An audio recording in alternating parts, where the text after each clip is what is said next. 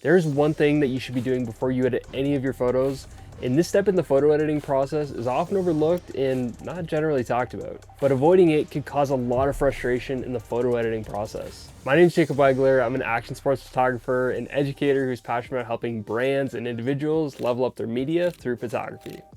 So the one thing that you should be doing before you edit any of your photos is color balancing your image.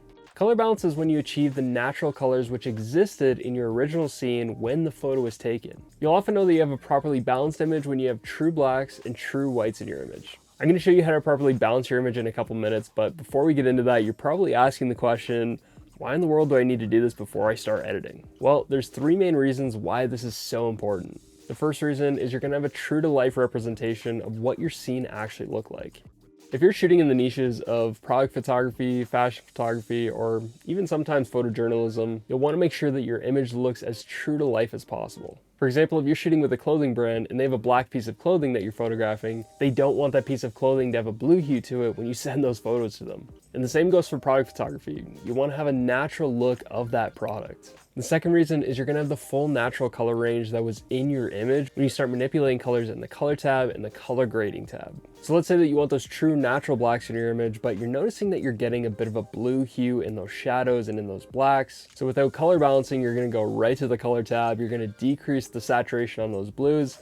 And yeah, that might have fixed it, but you'll also notice that if you're shooting outside, the sky is also going to be affected. So then if you want to get the saturation back or you want to manipulate the hue, then you're going to have to create a mask, a sky selection, then you're going to have to manipulate it that way. And it's just a lot more work. So if you color balance first, you're going to have a lot less stress and struggle when you're trying to manipulate colors. And then the third reason, building off of reason number two, is you can introduce fracturing and banding. So fracturing and banding generally comes into a photo that's not color balanced when you're really trying to push a certain color and a certain look in your image, but you're not dealing with the full natural color range. So what you have to do is you have to adjust and push your colors that much harder to achieve the colors that you want for your image. So in simple terms, fracturing is when your color starts to break apart and it basically looks like noise within that color. So that color starts to look kind of blocky. And then banding is when you kind of get like this halo effect around a certain color and you can really see a definite line that's separating two colors. Now you're not completely avoiding this when you have a color balanced photo because this can still happen in an image that is color balanced. But if you are starting off with the natural color range in an image, then you won't have to push your colors as hard to get the look that you're going for.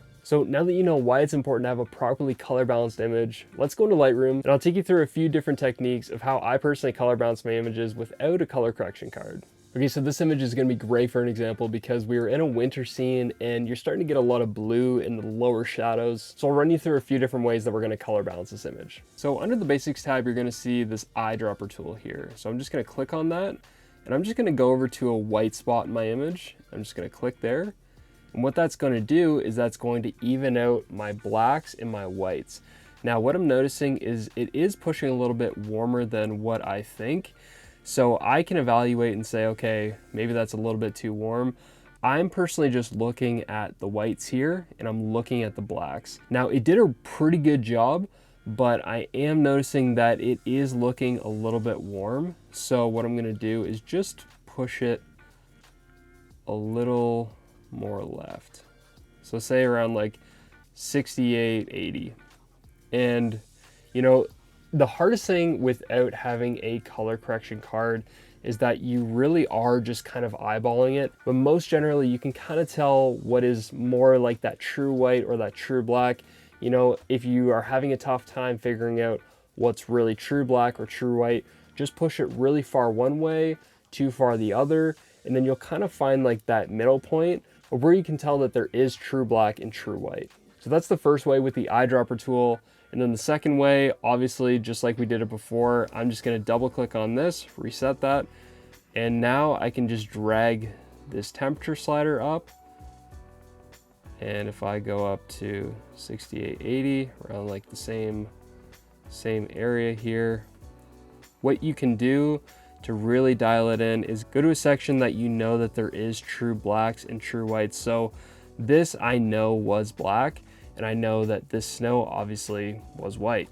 So what I'm gonna do is really just dial it in. So like I said before, you can push it one way, push too far the other, too warm, and then just bring it back ever so slightly. As I pushed it too far the other way and then I bring it back, I can kind of tell that, yeah, the computer was pretty bang on with that 7,000 Kelvin. Now, if you notice that there is a bit of a tint shift, like if your image is pushing a little bit more pink or more green, what you can do is you can come in here, you can shift it more red or more green. I think I would like to go up a little bit on the tint just because it is looking a little bit on the green side. So if I just bring that up to like +5, I think this is good. You know, looking down at the whites here, I'm not seeing any pink. You know, obviously in these shadows, it is going to be blue. So you kind of have to go for like a mid-range. So this is obviously going to be warm. So it's just kind of finding that mid-range of where the whites and the blacks are going to be naturally black. So even if I zoom into my rider here, I can see that this is more true black. If I go a little bit up on the warmth, it is still looking a little bit warm on that black. And then if I dip it back, you know, you can see that it is looking more blue. So just finding that middle point, that middle ground, I love to judge based off of the blacks, not so much the whites. The whites are a little bit deceiving. So I like to go generally from the blacks and then I'll gauge from there, but always go from your deepest blacks. This is a pretty short and basic tutorial, but it's still really important when it comes to photo editing, and I know because it's completely changed my personal photography. So if this was a breakthrough or something new for you, please like, subscribe, and I will catch you in the next one. All right, peace.